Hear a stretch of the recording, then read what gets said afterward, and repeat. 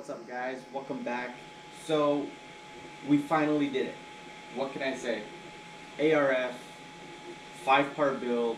Actually, correction, it was a 4-part build, because when we tried it in 5 pieces, we had a mishap on part number 4, so I had to go back, remesh it together. Oh, awesome experience. I can't wait to do it all in one build this time, minus the visor. But we finally did it. Let me show you the final piece of the ARF.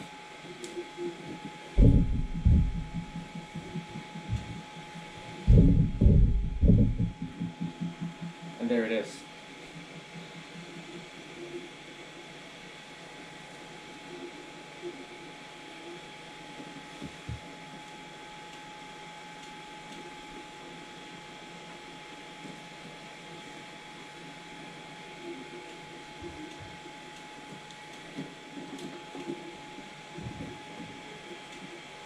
So I just want to say thank you guys so much for coming and hanging out with me and watching me make this build.